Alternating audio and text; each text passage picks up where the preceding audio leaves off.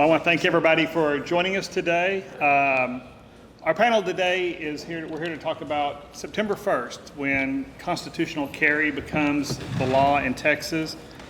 Basically, we've had in Texas 30.07 and 30.06, which covered the license to carry issues around open carry and concealed carry. Now that's Texans' rights to carry a handgun in public have been expanded, and we'll talk about that today and what it means for businesses and for employers. It's the Texas Firearm Act of 2021. But first, I want to get into, I want to thank our sponsors today, CLA, thank you for that, and for Stage West for hosting us here at in their new venue. Thank you, Mike. I'm Leslie Scott. I'm the Director of Human Resources for our operations team. We have a private coffee. We're a private coffee manufacturer. Just closer to your mouth, probably. Oh. There you How go. about now? No, it's not. Was mine not working either? I was talking in my parent voice, though. So. How about now? There you go. There it is. I'm in stereo. I'm Leslie Scott, Director of Human Resources for Mother Parker's Tea and Coffee. We are a private label coffee manufacturer that is got a location in Fort Worth. We're based out of the greater Toronto area, out of Mississauga. And so I'm pleased to be here today. I'm Vianei Braun. I'm a labor and employment partner at Decker Jones, which is in downtown Fort Worth and Burnett Plaza. We're a full-service law firm, but all I do every day is advise employers, and so that's the perspective I'll be trying to address here. And you've got all kinds of employers, including like your colleagues in Canada who are a little horrified we're even having this discussion. Right. So this will be very interesting. I'm Melvin Roberson. I am the owner of Doughboy Donuts. We are located in Burleson, Texas. And that's it. Tell them what the Doughboy sandwich is. I was just telling them the Doughboy sandwich. So we do, we're gourmet donut shop. We do sweet and savory, but one of our famous sandwiches is the Doughboy. So it's essentially a grilled donut with bacon and sausage and with 3 cheeses. So it's American pepper jack and cheddar cheese. So it's a grilled cheese sandwich essentially. So Made out of donuts. made out of a donut. It's not as weird as people think it is. That's It's better than the right to very good. carry. I just want to. I can't wait. Great. So now Texans can carry without a license or any training. That opens up new issues. We've all seen the 3x5 signs on outside of everybody's businesses, and so we're somewhat used to people carrying. But now that soft barrier of having to go to a 4 or 5 hour class and show minimal proficiency with a handgun is gone, and every Texan can carry that. But I was going to let Vianei kind of go through the legislative history of how we got from nobody carrying in public to where we are today. Thank you. I just always think it's helpful when you're having these discussions to figure out, okay, how did we all get here? And for me, I feel like during my legal career, this whole topic has been evolving. I graduated from UT Law back in 1991, and Richards was governor then. And even though there was concealed carry legislation that was trying to make its way through the legislature, it was very clear that under her governorship that legislation was not going to be successful. If it passed, it would be vetoed. Well, then fast forward to 1995, George W. Bush is our governor, and he was in favor of concealed carry. And I remember that distinctly because I was a young lawyer at Bracewell in Houston, and there was just a great deal of hand-wringing, right, where people were saying, oh my gosh, people are going to have concealed handguns, there's going to be shootouts in the street, it's a return to the Wild West, this is going to be terrible. And a lot of people were very sincere in their opposition to that legislation, but it did pass, and George W. Bush did sign it, and nothing happened, right? We saw, of course, a lot of employers and business owners put up signs if they prefer not to have folks with concealed handguns go into their premises. So the law did not really restrain the rights of property owners or employers, but there just wasn't a big effect. And so, and none of this, by the way, is meant to minimize the real problems we have in this country with gun violence, but that's a little bit separate from people who are following the law. They go out, they get a license, they have a concealed handgun, and the data, to my knowledge, doesn't show that that has any adverse effect. So fast forward, and there were, of course, other tweaks to the laws, but the next big change for my purposes was 2011, when the legislature passed a law making it clear that an individual who lawfully possessed a firearm and or ammunition could, under all circumstances, have that in their privately owned locked vehicle, even if that vehicle was parked, let's say, in their employer's parking lot. So you could have an employer who says in their policy manual, we don't allow guns, that has the signage, all of that, and that's still enforceable once the person goes into the premises. But it was clear as of 2011 that that person could have their lawfully owned firearm and ammo in their locked vehicle, not their company car, their own vehicle. So there was that evolution. Then 2015 is when we got campus carry and open carry, which still applied to licensed, to people with their CHL. And open carry, I think there was a lot of distress as well, the sense that, oh wow, people are going to be out waving their guns. Well, it doesn't say that you can wave your guns, quite the contrary, what we all call brandishing, which does not actually, that word is not in the penal code, but that's how everyone colloquially refers to it. You can't go brandishing a handgun no matter what. If you are waving a handgun around and reasonable people might be alarmed, that's criminal, that stays criminal, even after this new law. But yes, fast forward to what we're talking about now, Firearm Carry Act of 2021, the legislature decided, okay, we are going to talk about, again, colloquially, constitutional carry, that we're not going to require someone to go through this course and get a license. We are going to allow unlicensed Texans to go ahead and carry a handgun. There is a provision in the law, there will now soon be, if it's not up already, a free gun safety course through the Department of Public Safety. So that was one of the compromise pieces of that bill that gives access to everyone for free, some kind of gun safety course. And then one other point I want to make, because everyone's calling it constitutional carry, here in Texas there's two constitutions we're talking about. You've got, of course, the Second Amendment to the US Constitution, which talks about the right to keep and bear arms, but is silent as to any idea about self-defense. Section 23 of the Texas Constitution adds in that concept. So if you look at Section 23 of the Texas Constitution, it talks about the right to keep and bear arms for lawful defense of oneself or the state. So that concept is arguably broader under the Texas Constitution, and that's one of the underpinnings of the law that we're going to talk about today. And I'm sure we'll get into it, but the penalties for carrying, under the license to, by the way, in the license to carry and concealed carry, the LTC is still available to employees. Yes. So Texas, we didn't get rid of license to carry, so you can carry with a license or you can carry without a license, and there are advantages to carrying with a license, and I'm sure we'll get into that. But it's trespass is with if you're carrying with a license and you enter into an establishment that is either prohibited or has the signage up, you can't. That's a trespass violation.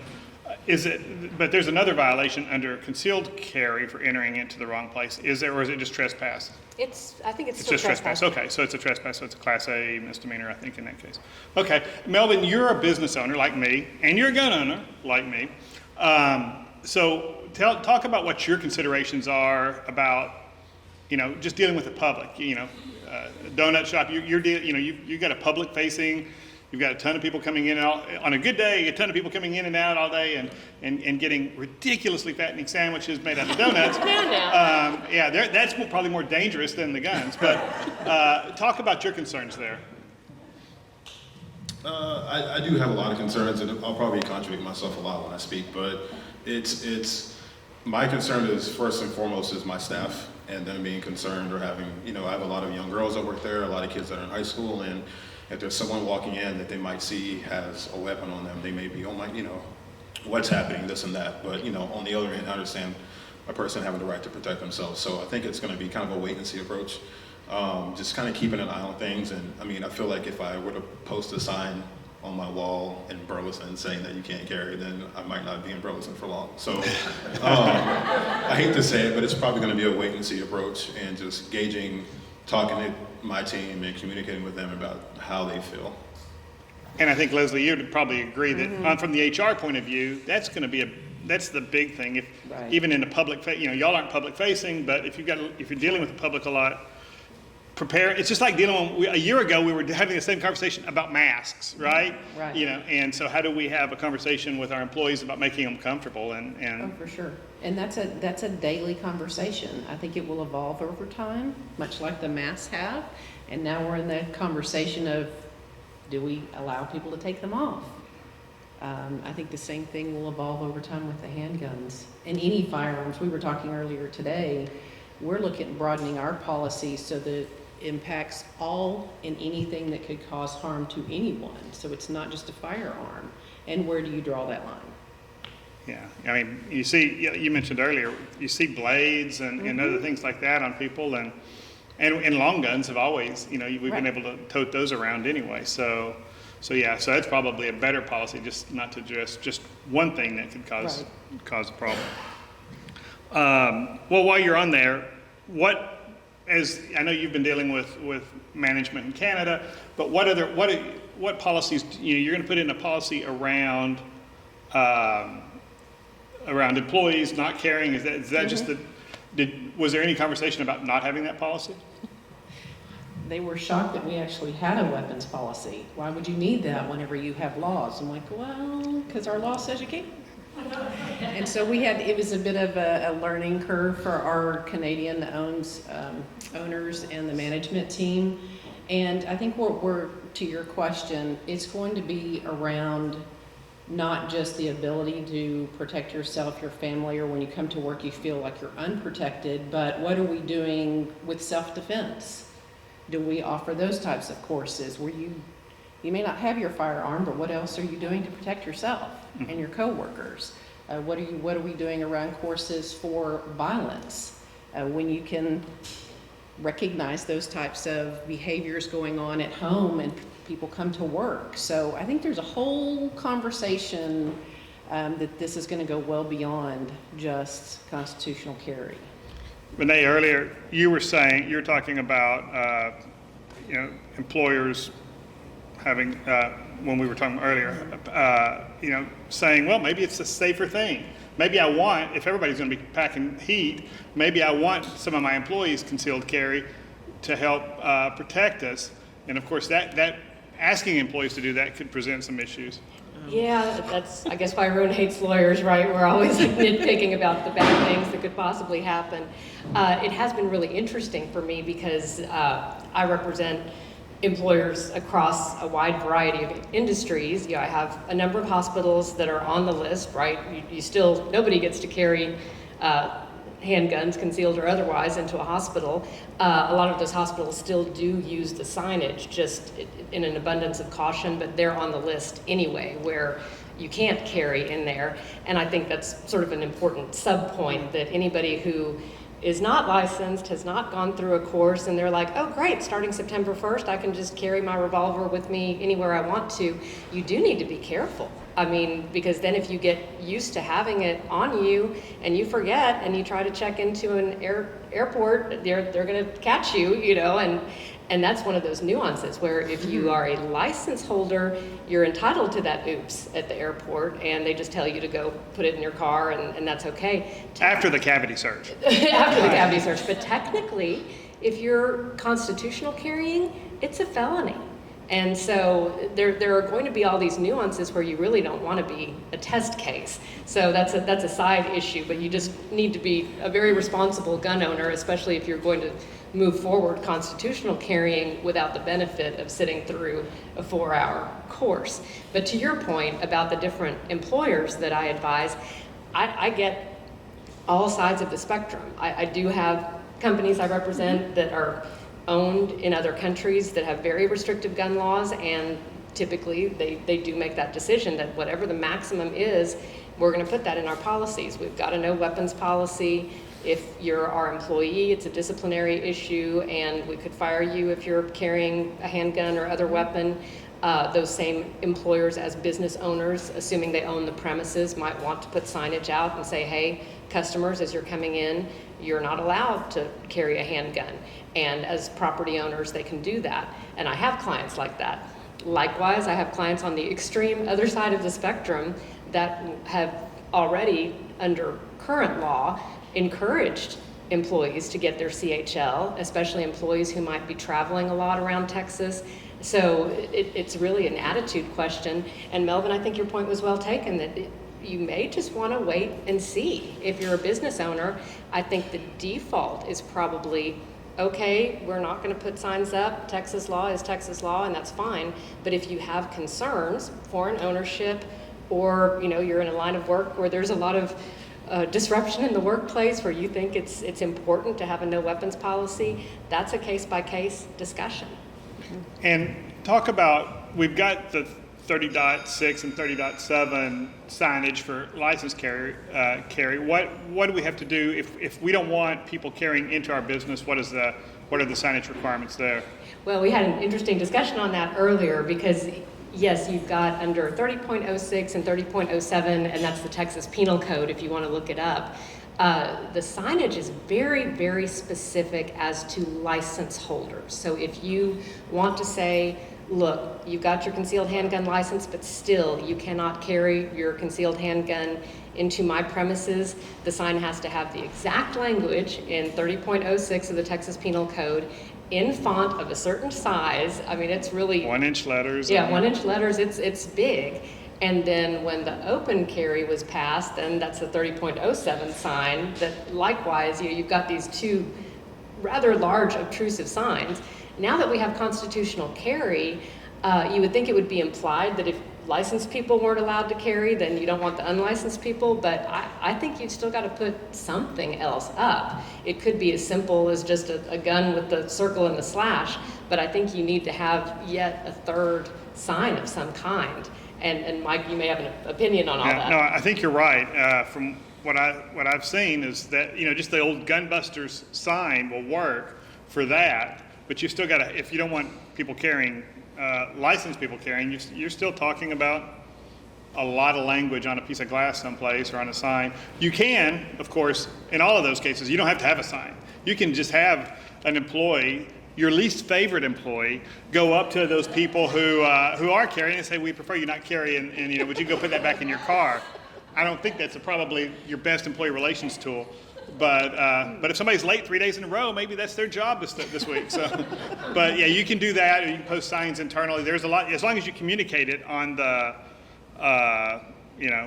either for the license carrier with the big sign, or by telling them, or giving them a card. That's an option too under the law.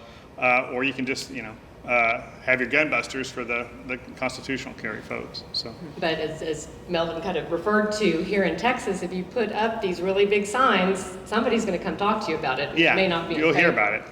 I think there's a question. Yeah, let's go ahead and go to questions. That kind of covers the high part. That fits right into one of the main questions I had about this. So it almost sounds like you would think it would be a given that they specifically address where you can and cannot carry. But you're saying this is now a separate issue and they don't say where you can and cannot carry? Oh, no, they do. They do. There's an exhaustive list of places you cannot carry. You can carry anywhere but these places.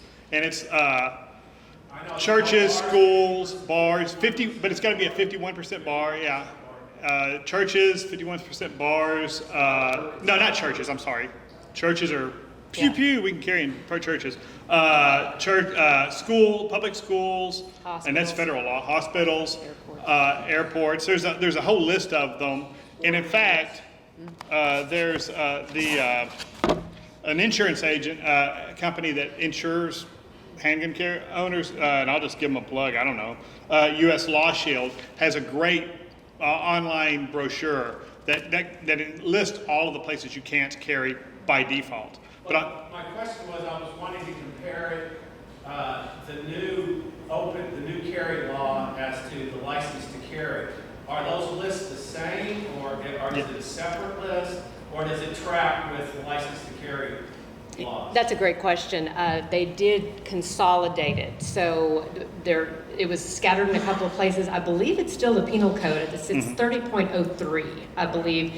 If you find the current, it's not even current, the new law that goes into effect September 1st, as of September 1st, the entire list is in one place. it's still confusing as to a couple of places. The list that's in 30.03 clearly has all the prohibitions for constitutional carry. There are a couple of other places in the Code of Criminal Procedure where they said, well, but if you're licensed, this doesn't apply to you. And we were having a discussion earlier. There is some debate about how it affects open meetings of governmental entities, like school board meetings, city council meetings, where I think a lot of us maybe would prefer that folks aren't packing heat.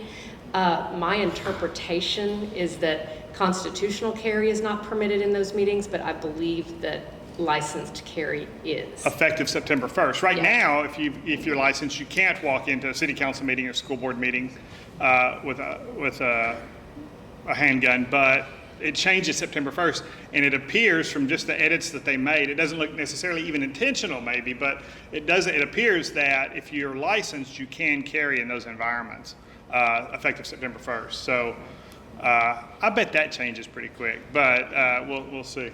And then the other question I had specifically before I got here, does the new law specifically address open carry and concealed carry separately, or does it address that? So Yeah, the previously existing laws on open carry and concealed carry licensing are still there. Those didn't change. Now the new law does if you're carrying concealed, as long as it's concealed, you don't have a problem for constitutional carry.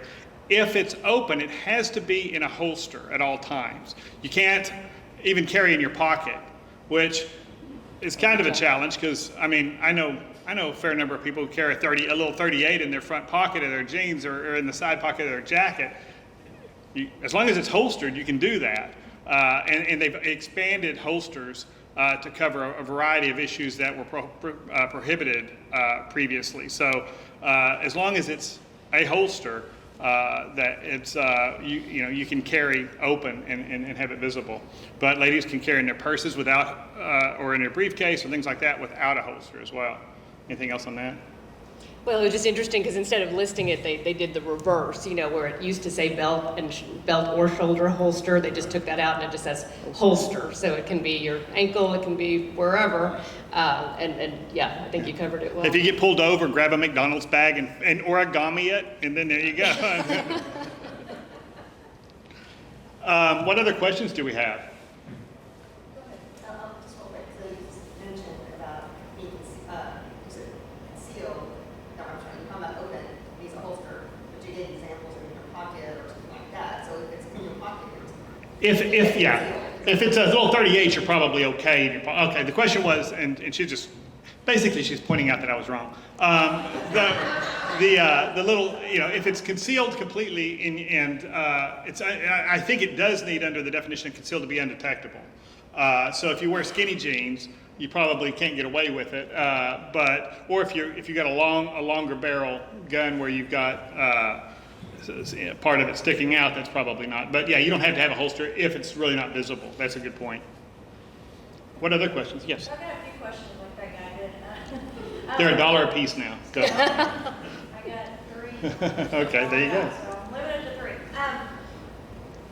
First, so if we own a company and we say you cannot bring a gun in here, then no matter what the law is, whoever comes in, except for a policeman, cannot bring a gun in. Is that right? Yes or no? It depends. That's my HR answer. Yeah. This is my HR manager. Right, so it's my understanding that we are better protected by posting the sign, but you also want to have it in your handbook. You want to make sure that you're very clear to your employees.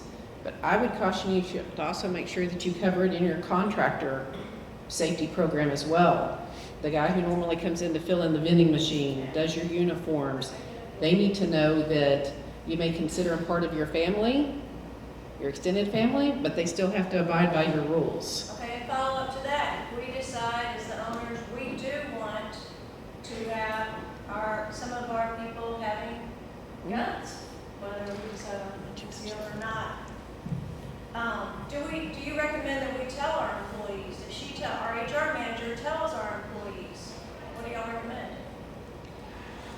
Well, I'll tackle it, but that's difficult without having a private conversation. You know, if you feel like I'm very comfortable with the employees I'm hiring. You know, I use Mike's company to do background checks. I know that I'm talking about 180 employees already working for us. Yeah, Can you well, tell them? well, to me, there's a distinction. I mean, if you're just talking about a normal workplace, but there's no disruption, no real problem, I'd certainly be tempted to just kind of let it ride. And you may disagree with me, but I mean, an option, of course, is we're not putting up signs. You know, if people want to carry, you know, either concealed or holster or whatever, they can. If you are asking me, like some of my clients have, well, no, we really want particular, like we want the supervisor on our night shift. We actually want him or her to have a CHL, and we want him or her to be concealed carrying at all time. Yeah, that's absolutely fine to have that conversation. Where I think it gets tricky then is if that night shift supervisor, you've actually asked him or her to concealed carry. It's a little bit weird, I think, then to have the 3006 and 3007 signs up because you've got an embedded exception. So it's a little tricky. I don't know if I'm answering your question, but that's what comes to mind. Kind of. And from the HR point of view, I always think that ambiguity is bad. Yes. Because some manager out there is going to be not comfortable with guns. And so he's going to tell people, our policy is that you can't carry here. The next manager in 30 feet away is going to tell his folks, oh yeah, I prefer you have two of them. And, and so let's, that ambiguity is from an HR point of view, it's just a pain in the neck for you. Right. And I would at least let management know, here's what our policy is going to be. And they can funnel it out to employees, but you want that consistent message if it comes up. But is there any concern with, like I know you said you can encourage your employees to take the classes and learn about the guns, and if you're asking an employee to carry, I mean, is there concern with it being like to protect the workforce as opposed to protect yourself? I would assume there are issues. Yeah, now you're getting into, Right. I think this is where it's The civil so litigation, tricky, and you get different answers depending who you talk to. One of my law partners is, very libertarian and thinks this legislation is great. If people want to carry, they should carry. And he's a personal injury defense lawyer. And he's really concerned, frankly, about my clients who are going to the max, putting up signs, doing these policies, no weapons in the workplace, no weapons in the workplace. And of course, this is a very low percentage chance, we hope, but he's saying, well, what if one of those companies that has made sure that there are no weapons, what if that's the company where the vendor comes in and goes postal and the employees have been deprived of their right to defend themselves? His opinion is he doesn't want to defend that lawsuit. That's a kind of this nightmare scenario. Hopefully, none of us ever confront those issues, but yeah, if you ask a lawyer to delve into what could possibly go wrong, you have something possibly going wrong if you prohibit all handguns, but you also have something possibly go wrong if you're like, oh no, this is great, and it's two of your employees who somehow get into an armed altercation. I wish there were easy answers to this, but there's really not, one specific easy answer. Let me add two things to that. First, I think there's probably there's more, I think there's definitely more workplace violence that occurs employee to employee than an outside party coming in and causing it, although that happens. And so that's your first consideration. I think, there's a lot more of that. And so, Joe keeps pouring his coffee in my Ivy on my desk every day instead of going and cleaning his cup. And so I get mad and take it out on him. So that's what I would say to that, is I think there's a lot of prevalence. But the other thing I'd say is, before I ever asked an employee to carry for security reasons or whatever, I would talk to my insurance company, because I would want to know if he puts a cap in someone, am I going to, it's in the line of duty, and I've asked him to, it's in, this is an accounting manager, but I've asked him to carry a gun, and he gets in a situation where he uses it. Am I covered? Because that's going to be an expensive lawsuit, or if it's wrongful death or something like that. So that'd be where I'd go there. And you had one more? No, I think I Okay. paid my $3. Okay. Anybody else have a question? In the back, in the black shirt. Would it be within the bounds of the law to ask an employee who wants to carry to get their license? Like as a kind of a middle alternative where? Oh, yeah, if I heard that question correctly, is it okay to ask an employee, hey, if you want a concealed carry, we expect you to be licensed? Absolutely. I mean, this is all, to the extent that we're talking about employer rights, it's an at-will state. You can put whatever conditions you want. And so nothing, and in fact, they even spelled it out in a part of the new law where this does not infringe employer rights in any way. Yeah, I think that may be a happy medium right there. At least they've got some minimal training and proficiency. So. Yeah. And you could even require them, and there is insurance available. You could even require them to carry the, if you're going to carry at the office or in the course of your business, you got to be, you got to carry that insurance. Yes, ma'am. If no restrictions are implemented in a company, and let's say the owner decides to conceal a weapon in the office to protect employees and themselves, is it required to notify employees that there's a firearm on the premises? No. No? The question for the recording was: is there a requirement if there are handguns there, either in the owner's office or an executive's office or other employees carrying it? Do we have to notify everybody else? And the answer is there's no requirement for that kind of notification. What other questions do you have? Question about the donuts, but that's later. Yeah. Yes, sir. So September 1st, new law goes into effect. Using your crystal ball, I'm gonna hand that to now, how common do you think it's going to be to see people walk around the streets and business just out and about? Like what percent do you? I don't know. I mean, we talked about this morning. I have seen more, and again, I was asked to be on the panel, and suddenly I'm looking around at everybody's waist. I'm like, are you carrying? Are you carrying? I've seen more guns. I mean, more knives than I have anything else. Very rarely do I see them. Mm-hmm. I think you'll have a certain group of people who that soft barrier got in the way. They weren't going to go do the class, and they may carry for a little bit, but I think that's more of a testosterone rush. That sounds sexist, but it's that adrenaline rush, I guess, to go test it out and see what happens. But it's kind of a pain in the neck to carry. I had a license to carry up until they changed the law and you could carry in your car legally. That's all I ever do is carry my car, because remember, you get up to the door of the bank, I got to go back and put it back in my car and all of that. So I just carry my car for those kind of situations. And I was just going to comment, I think it's instructive. Long guns, we've been able to carry them in Texas this whole time. And with the occasional testosterone-fueled person, it's very rare to see someone walking down the street with a long gun, and that's been legal this whole time. Right. Another one. I have $3 too. If an employee chooses, if you don't set up any signs, an employee chooses to openly carry where everyone can see it, as an employer, what do you recommend we do? Anything? Nothing? I feel like we're shutting you out. Do you want to? I don't have the answer to that though. So I know me personally, I would probably err on. I would. She's gonna have the facts. She's doing so good. I would probably go against that. Just me, in my opinion. Okay, so I do donuts, and we do have people that come anywhere from 7 p.m. to 3, 4 in the morning, right? And I do have women that have expressed concern about, hey, I'm walking in here at night, I don't know what's around, what's going on. And I've allowed them to bring their firearm to work. And when they do, it's in their purse or it's in their locker or wherever. Same thing with my father. He's like, hey, I'm gonna be the first one in here. If it's just me and this girl, we're not gonna fight somebody off or people off. I wanna make sure I'm protected. So me personally as a business owner, I would say no open.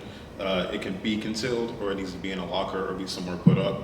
But I do understand the concern to want to protect yourself or protect the staff if someone else is around there as well. So me personally, I have also brought mine into my shop as well, but I don't let anybody know that, you know what I mean? I just have it just in case. So I don't think you benefit from having it out and exposed, but just knowing that you have that extra layer of protection there is always a positive for you and your staff. And I agree with all that. I would just add that there may be the occasional employee, because this is a new law, coming in and saying, oh, I have the right now, to go ahead and carry, and I'm going to use this holster, but the gun's visible. And they may be confused as to your rights as the employer. You can absolutely say, look, people don't want to see your holstered gun. It's a customer service issue or a customer comfort issue, and we're saying no, and we're the employer. It's a condition of employment. If you want to work here, you can concealed carry, or you can follow our rules, whatever they are. But yeah, to the extent that people may look at this law and say, well, I have a right, there are limits to those rights. I think you would be well suited to have employee forums, and I'm going to sound like the touchy-feely HR person in the room, but I have found, again, if you're open and you allow the conversation to be had, you will find out really where your employees stand on it. And you can make, as a business owner, a decision on whether or not you want to allow your employees to carry. They may feel very strongly one way or another, and you can have them answer that for you. But it's certainly worth a discussion. Yeah, I don't think don't ask, don't tell is the right approach to this, though. I don't like the idea that Right. there's, that there's because that just creates conversation. The first time the guy is walking down the hall, and there are people who are just, who maybe didn't grow up in Texas and just recently moved here from the West Coast, and they see a gun and it just freaks them out, or maybe they're from Canada. I was in the airport once and just was talking in the TSA line to the lady behind me. I just mentioned that once I had a quick loader, for a revolver, and it was loaded. I mean, it didn't have a revolver, just the ammunition. And I got it all the way to the TSA line. And I mentioned this to the lady. I found it, and they emptied it, but they took the bullets, but they let me keep the quick loader. And she was horrified. I mean, she was almost apoplectic. Why would you have a gun? And just, she was returning home, I'm sure, to the Northeast or something. But in here we wouldn't even think twice about it. So it's just, but you may have employees who just freaks out. And so it's better if there's not a surprise as far as, everybody knows here's what we're going to do, and we expect everybody just to respect our policies and do it that way. Are there any other questions? Oh, that's my third. Yeah.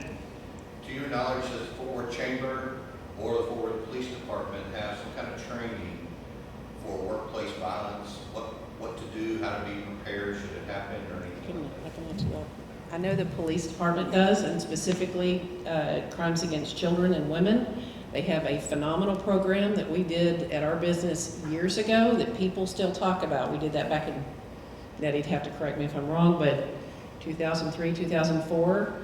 And they do offer those programs, and they will willingly come out to your business and talk about how to recognize violence, how to recognize when someone has domestic issues, how to address it from an employer's perspective. The chamber? I don't think the chamber has a program, although I'm sure there are chamber members who offer things like that as well. And a big part of that, I'm sorry, Nettie, go ahead. Shoot Smarts is a chamber member, and they There you do go. training, and they can make that available for you. Shoot Smarts. Send me an email, and I'll get you connected. And then Okay. the program that Leslie was talking about, we can certainly connect you with police officers who can provide the training and make that happen for you. So just reach out, and I'll help you get connected. And definitely use the chamber. That's one of the magic things about the chamber is through Nettie and the other chamber staff and the area councils. If you've got a question about anything related to your business, the area councils or chamber staff can put you in contact with somebody who can help. And just for the recording, Nettie mentioned that Shoot Smart is a chamber member who offers programs for violence prevention and maybe workplace violence prevention as well. So those would be that's a good referral and a chamber member. The police department also has one, I believe it's called Run Hide Fight or something very similar. Mhm. It's a video as well, and we also, but I think the chamber brought it in a couple years ago, an application, and so they have that as well. Yeah, the Fort Worth Police Department, and I've seen the Run, Hide, Fight videos, presentations before, and that's a pretty good program, and there are a lot of organizations that use that for training. Any other questions? Yes, ma'am. So we are a property owner, we have a restaurant that serves alcohol, and we also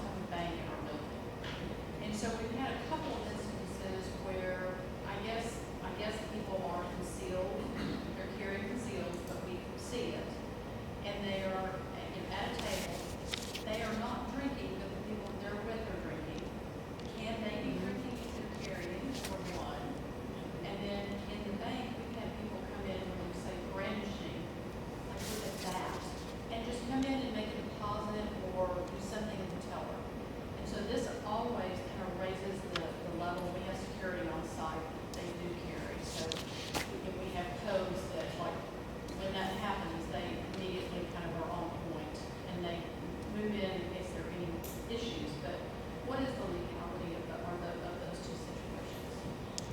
A little bit to unpack there. I'm curious as to when you were saying people were carrying concealed, but then somehow it became visible. That's a little unusual, I think.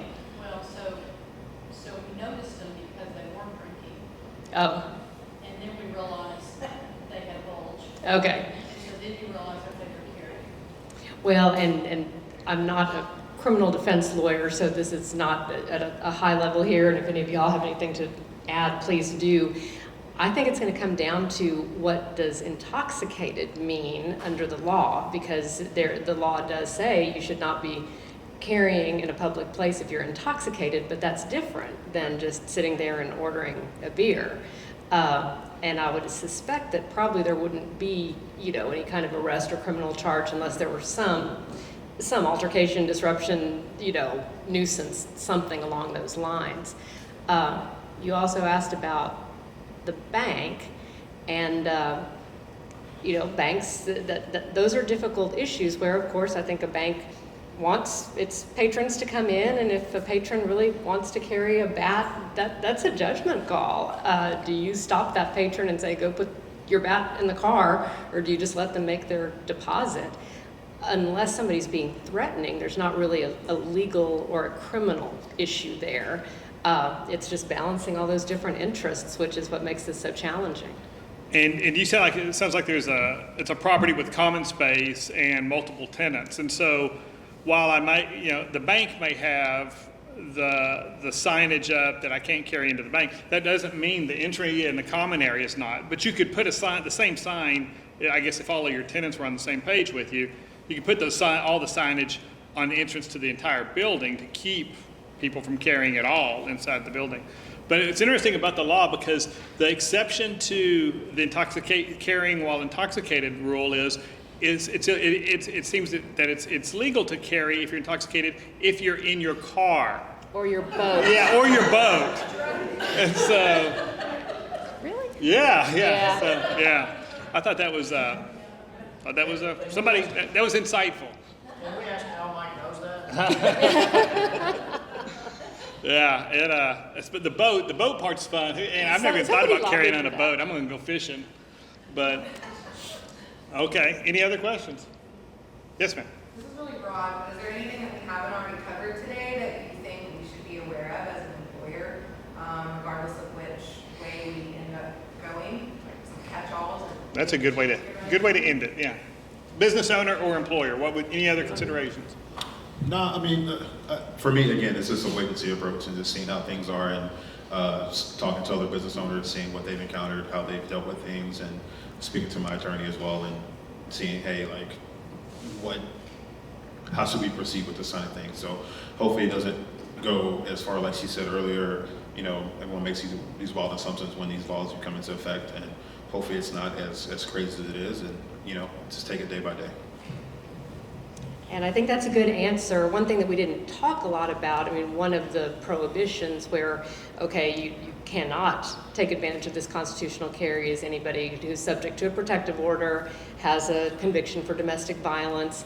I hope I don't get any of those calls, but that's a not unlikely scenario where someone says, okay, this person's still carrying and I know that they've been arrested for family violence. Those are some of the issues that are going to come up that are tricky. Yes, sir. I got almost the same thing that would be good. You talked about information. Do you know where we could get a good summary of the constitutional carry law? Is that available to us anywhere? How's that for a lead? uslawshield.com. And I don't get a commission or anything. I don't even. It's just Vianei and I both came across it separately, and it's the best summary I've seen. And they're apparently an insurance company, so they're gonna make sure they're pretty conservative in what they say, I think. Right, you were asking earlier the locations where you could carry both licensed, concealed, open carry. It has a great summary chart of You can hear, but not hear in each of these situations, so that's a really good guide. And then also it has our favorite provisos at the bottom of it of, if you're an employer, talk to your attorney first. Do y'all happen to know if any of the other states, like we drive to Oklahoma a lot, are they gonna follow suit? Or Well, that's the interesting thing. That's reciprocity is kind of the issue there. That's where, if you're licensed, that's one of the reasons to get a license, is there's reciprocity with, I don't even know what the number I of think states it's about 20. Yeah, 20 or more states. And so that if you're licensed in Texas, you can carry there. But otherwise, state to state, some states there are about 20 open carry states, and you need to look at the rules and make sure that you're okay there, but you can just carry. But I don't even know. I don't even know. I don't think Oklahoma is constitutional carry. So, but you'd have to check. So that's the thing. But the reciprocity, it makes it even easier. So I would, I think it's still advisable to go do if you're really going to carry, to do the license to carry classes and all of that. Yes, ma'am. How do y'all feel about the rock instead of first? How do we feel about it personally? Being a business owner personally, how do y'all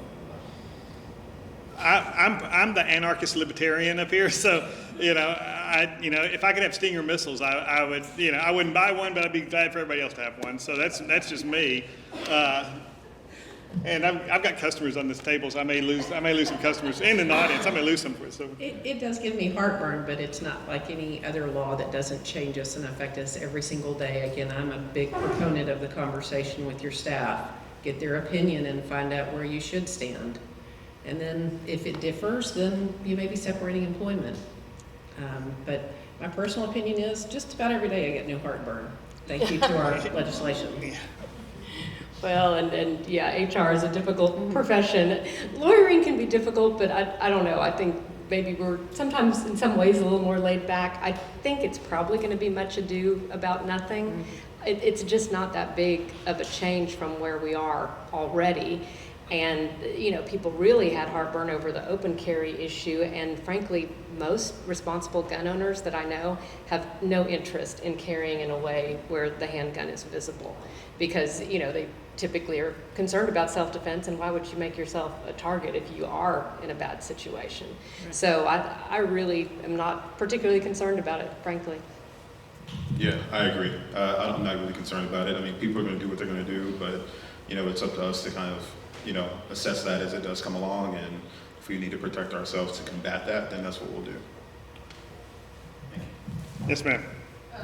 First of all, I'd just like to say thank you for that, because we have heard some Wild West comments from our staff, and there's an increased heightened tension amongst some of them, and others want to carry themselves, so they're all over the map. But are there other states that have open carry, and how has it played out? Kind of like you guys are thinking, like, not a big deal?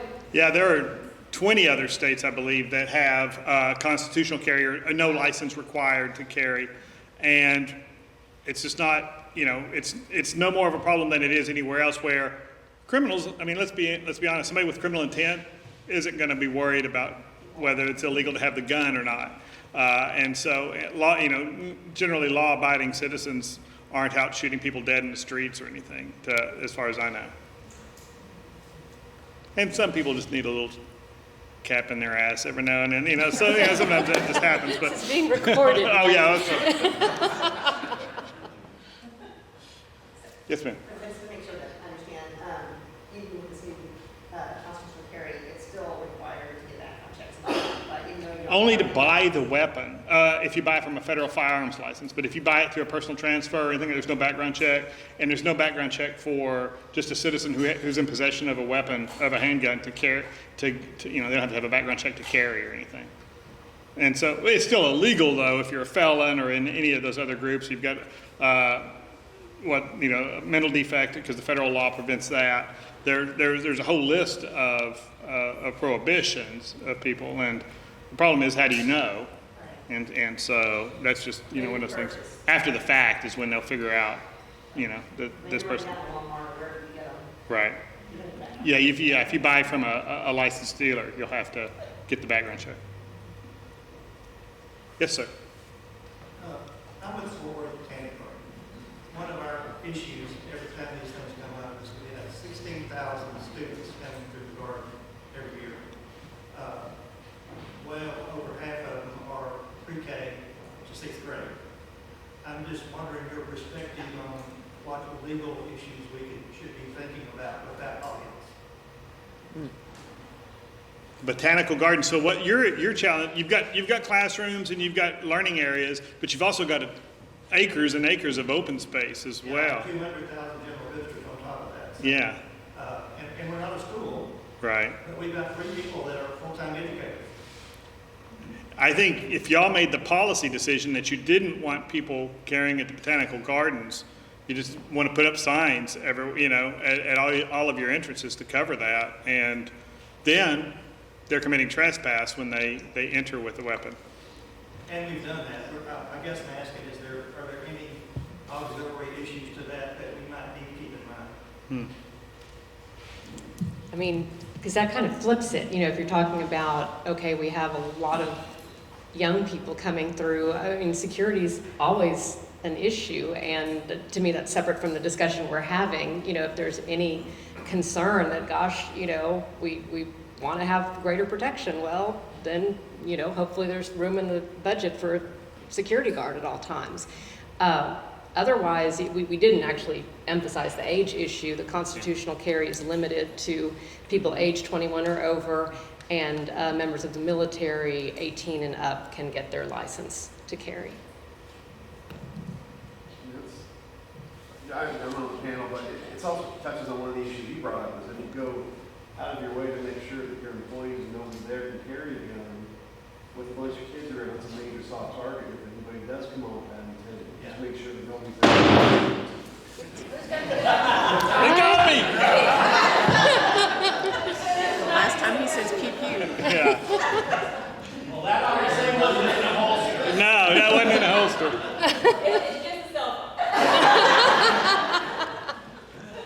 Okay, well, I want to thank everybody. We'll stick around if you have other questions, but I want to thank everybody for coming out to Nettie. Nettie wants to say something? Well, just note, we appreciate State West hosting us. Yes. Thank you, State West. They have their season starting here pretty soon. They've also offered to serve each of us a beer or a glass of wine. We have some water in there for networking. All of this was brought to you by the South Area Council Board. And the other area councils will be putting programs on. If you're interested in specific topics, let us know. And I'm here pretty much exclusively to make connections for you. So if you run into challenges, contact me. And Maddie, we heard we get a free gun too. Thank y'all all for coming. We appreciate it.